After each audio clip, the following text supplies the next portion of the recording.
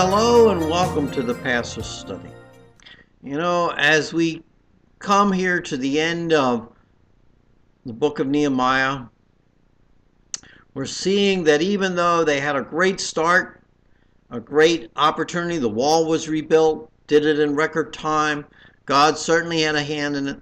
There's still some things that are slipping in, still some things that need to be dealt with. And one of the things that when Nehemiah returns the second time, he discovers that the Levites who had been there, they're no longer there. And in asking questions, he finds out they were not, in essence, they were not being given their pay. Now, I don't know about you, but I know that I could not do my job on a regular basis, on a full-time basis, if I didn't get a paycheck, if I didn't get things provided for me. Well, the way that the Levites and the leaders in temple worship were provided for was through the giving by the people of their tithes, the giving of what God called them to give for the ministry of the temple and the ministry of the people that served, the priests, the Levites.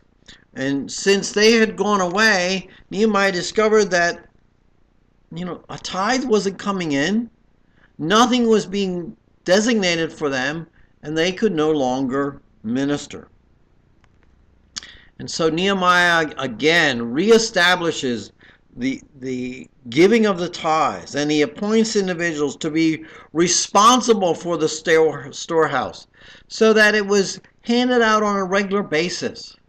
It's not like you got everybody coming to church today and they would give a great amount of money today, and that's all the money you would get until 3 months later when they would come back to the temple again, or till the next time in the season and the first fruits and the fall harvest and all of the other offerings that would come along, the different seasons of the year, the different grains.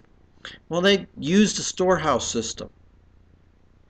Nehemiah, realizing and establishing that the tithes would be brought in.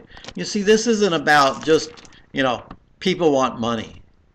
This was about their worship to God. As we meet together today, nobody likes to talk in a church about money. Nobody likes the idea of collecting an offering. And different churches do it in different ways. Some pass a plate. Some put a box or something by the door, and you do it privately. But however you do, you need to recognize this is not about paying a pastor's salary. This is not about paying for a mortgage. This, on our end as a giver, it's about worship to God.